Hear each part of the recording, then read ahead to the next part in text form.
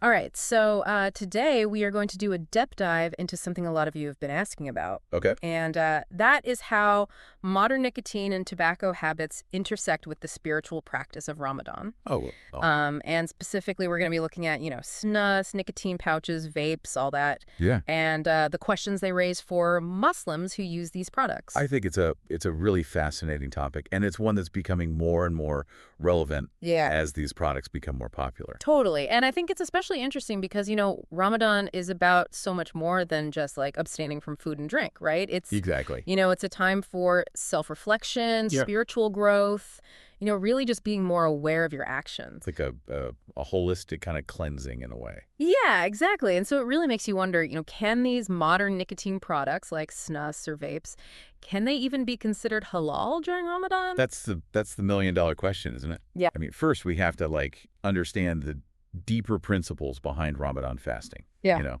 Right. it's about intentionally refraining from consumption, Right. any consumption. And that discipline is really what cultivates a deeper connection with your faith. Yeah. It increases empathy for those who are less fortunate. Right. It's about so much more than just like the physical act of fasting. Yeah. And what's interesting is that even our source material points out that like accidentally consuming something doesn't break the fast. Right.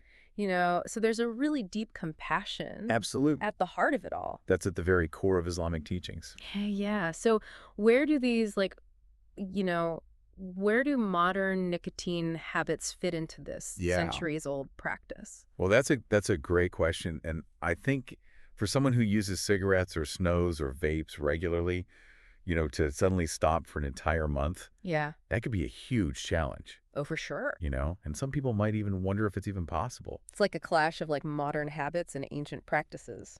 I'm curious, is this like challenge seen more as like a stumbling block or an opportunity? That's a great way to frame it. And I think many people view it as an opportunity for positive change. Oh, interesting. Think about it. Ramadan could be like this really powerful motivator to finally quit smoking or at least reduce your nicotine dependence. That's a really good point. Yeah. So let's get into the specifics of some of these products because I know the article starts out talking about snus and nicotine pouches. Yeah. Could you remind us what those are exactly? Sure. So snus is a moist tobacco product Okay. that you tuck into your lip. It's really popular in Sweden, Mm-hmm. but it's gaining traction globally. Okay. And then nicotine pouches, on the other hand, are tobacco-free, Okay. but they still contain nicotine, and they deliver it in a similar way to snus. So they're both discreet and smoke-free. Exactly. And that's kind of why they might be appealing during Ramadan, right? Yeah. Especially, in the evenings when there's a lot of socializing happening. Especially, after the fast is broken, Yeah. people are getting together Exactly. and they want to enjoy themselves. Yeah. But what I find really interesting is that What's that? there are these tobacco-free and nicotine-free pouches that are now available. Oh, wow. So they offer the ritual and the flavor without any stimulants. Like Velo's zero nicotine options. Exactly. I think they mentioned ice cool and tropic breeze flavors in the article. Yep, that's right. And it seems like companies are really trying to cater to this growing demand for alternatives, Interesting. especially during Ramadan. Yeah. But it does raise the question, is simply replicating the habit enough? Right. Or does the absence of nicotine actually change things from an Islamic perspective? That's a great point. Yeah. And it's not just pouches. The article also talks about caffeine pouches becoming really popular during Ramadan. Oh, yeah. So people are still trying to get that pick-me-up. It's fascinating how adaptable people are, isn't it? Caffeine pouches are relatively new. They're like these small pouches you tuck under your lip, Okay. and they slowly release caffeine. So it's like a discreet, portable coffee fix? Exactly. Perfect for those afternoon slumps. I see they have like 20 to 25 milligrams of caffeine. Yeah, about a quarter cup of coffee. Oh, okay. But even though it's caffeine and not nicotine, wouldn't that still be considered breaking the fast? That's a great question, and it really highlights how complex it is, to navigate these modern habits Yeah, within this traditional framework. for sure. We're going to need to dive into the Islamic rulings on these products to really understand. Yeah, okay, let's throw vaping in the mix too. Okay. Because it's become such a popular alternative to smoking. Huge. Especially I've noticed in the evenings during Ramadan. Yeah. But there's debate about whether it breaks the fast, right? There is, and it's interesting to see how the lines get blurred with this new technology. Right. Even though it's vapor and not smoke, Yeah. you're still intentionally inhaling substances. And some of those could be, problematic during fasting. Absolutely. The article mentions Aroma King Gem 600, Chill Zero Hayati Pro Max 4000. Wow. These are all tobacco-free and nicotine-free vapes. So even without those things, there's still that question of, is inhaling anything Right. going against it? Yeah, does it go against the principles of Ramadan? It makes me wonder, are these companies creating these nicotine-free options specifically to target, the Muslim market during Ramadan? That's an interesting question. Yeah, It definitely raises some questions about ethics and marketing. for sure. But before we go down that road, I think we need to bring in the perspectives of Islamic scholars. Okay. They can give us some really valuable insights into how these products are viewed within the context of Ramadan. All right, so let's shift our focus to the Islamic rulings. Okay. What do the scholars have to say about all of this? Let's start with the general principles of fasting in Islam. Okay. It's not just about abstaining from food and drink. It's about avoiding any deliberate intake Okay. from dawn till sunset, and that includes inhaled substances like smoke. So intention is a key element here. Absolutely. Because I remember the article mentioned that accidentally inhaling something like dust or, a passing smell, Right. that doesn't break the fast. Exactly. It's the deliberate act of consumption that matters. Okay. But when it comes to snus and nicotine pouches, many Islamic scholars view them similarly to smoking. Is that because you're still, ingesting those particles? I think that's a big part of the reasoning. Right, because it gets mixed with saliva, and eventually those substances reach your stomach. Exactly. Yeah. And the article actually cites fatwas and statements from renowned scholars Oh, wow. like Sheikh Abdullah ibn Jibrin, who equates snus to cigarettes in terms of its prohibition during fasting. Okay. And even the Saudi Standing Committee for Fatwa issued a statement Wow. saying that using smokeless tobacco during Ramadan is a sin and nullifies the fast. So the stance on snus seems pretty clear-cut. It seems that way. What about vaping, though? Does being a newer technology change anything Right. in terms of, the Islamic rulings? That's where things get a little more nuanced. Okay. The article points out that while there's ongoing debate, Mm-hmm. the majority view among scholars is that vaping does invalidate the fast, Yeah, even if it's just flavored vapor and doesn't contain nicotine. because the principle remains the same, right? Exactly. Avoiding any deliberate intake during those fasting hours. Right. And the article even quotes a Hanafi fatwa, Okay. stating that using an e-cigarette while fasting nullifies the fast because it involves inhaling vapor.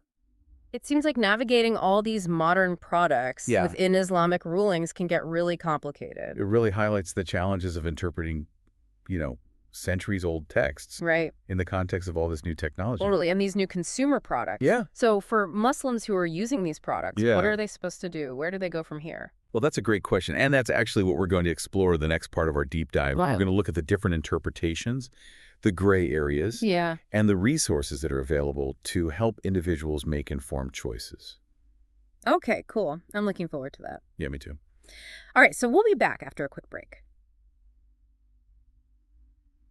Okay, so we've talked about some of the challenges, that Muslims face when it comes to modern nicotine products and Ramadan. Yeah. What I'm really curious about is what options are out there? What guidance is available for people who are really trying to navigate this complex, landscape? Well, the good news is that there are resources and perspectives that can help. Okay. And it's important to remember that there's no one-size-fits-all answer. Right. Individual circumstances vary greatly. That makes sense, but what are some general steps people can take to make informed choices? Well, the article emphasizes careful product research. Okay. Reading labels thoroughly to understand the ingredients. Especially checking for things like nicotine, tobacco, and caffeine. Right. And beyond simply identifying ingredients, it's about understanding how those ingredients might be perceived, within an Islamic context. I remember the article mentioning halal snus or nicotine pouches. Yeah. Can you, explain that a bit more? Sure. So there are products that are marketed specifically as halal, Okay. suggesting they've been formulated with Islamic guidelines in mind. So those would be okay to use during Ramadan?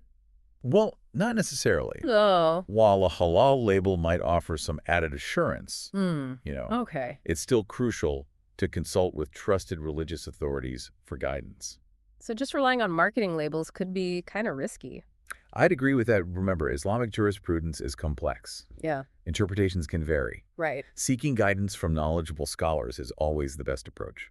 Are there different ways to access that guidance? Yeah. Like, what if someone doesn't have, like, easy access to a local scholar? Well, technology has really made accessing religious guidance much easier.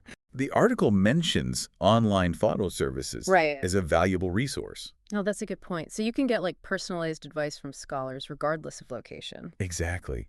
It's amazing how technology can bridge those gaps. It really is. It's a testament to how adaptable faith can be. Yeah. Even in the digital age and, beyond formal guidance from scholars, Yeah. the power of community support shouldn't be underestimated. Right. Like sharing experiences and advice with others, who are going through similar things. Exactly. The article highlights connecting with those who understand these struggles. Mm-hmm. It suggests maybe joining local or online support groups Oh, okay. where people can openly discuss their experiences with Ramadan and nicotine use. I bet that sense of community could be so empowering. I think so too. Yeah. Just knowing that you're not alone in this journey Yeah. can make a big difference. It sounds like it goes beyond just managing the cravings. It's Yeah. almost like using this shared experience to deepen your connection Right. with your faith and community. Exactly. And that brings us to a really important point that the article makes. Yeah. The potential for Ramadan to be a catalyst for lasting change. You mean like using this time of self-reflection and discipline to maybe reassess your relationship with nicotine altogether? Precisely. It's like this built-in reset button. Yeah. Yeah. The temporary restrictions of Ramadan can create this unique opportunity to break free from unhealthy habits. It's like viewing this as a springboard, for Yeah. positive transformation. That's a great way to put it. And the article offers some practical advice. What's that? For those who are considering making a change, Yeah. it encourages individuals to continue engaging with the topic even after Ramadan ends, Oh, okay. seeking ongoing guidance from religious authorities, Mm-hmm. having open conversations with friends and family, Right. and just, researching different products and alternatives. So turning this deep dive into like a starting point Yep. for a longer journey of self-improvement. The article even suggests that quitting tobacco or nicotine altogether Yeah. might be a goal worth considering. It's like Ramadan provides this like framework and motivation to make those positive changes. And remember, even if you're not ready to quit entirely, Right. simply reducing your intake during Ramadan Yeah. can still have significant health benefits. It's about taking those small steps Yeah. towards a healthier, more fulfilling life. And it's about recognizing that true well-being Yeah. encompasses both the mind and the body. So it sounds like there's a lot to think about. Yeah. What do you think like our listeners should take away from this conversation so far? I think the key takeaway is that navigating these modern habits within the context of Ramadan is complex. Yeah. There are no easy answers Right. or universal solutions. Yeah. It really sounds like there isn't like one right answer Right. when it comes to like, these modern nicotine products and Ramadan. It's more about, individuals making their own choices, interpretations, finding what like, lines with their own spiritual journey. Exactly. It's not about judgment or, rigid rules. It's about seeking knowledge and engaging in thoughtful reflection Mm-hmm. and ultimately making informed decisions that really honor the spirit of Ramadan. And it sounds like, luckily there are resources and support systems out there, for Not a those thought. who are seeking guidance and community. Yeah, from online fatwa services to local support groups, Mm-hmm. individuals have access to a wealth of knowledge and shared experiences, Yeah. to help them navigate these complexities. It's nice to, remember that you're not alone in this. Exactly. And, I think the article does a great job of emphasizing that Ramadan isn't just about restrictions. It's also about creating opportunities for personal growth and positive change. It's like viewing, this challenge of like managing cravings as a chance to strengthen your willpower and deepen your connection, with your faith.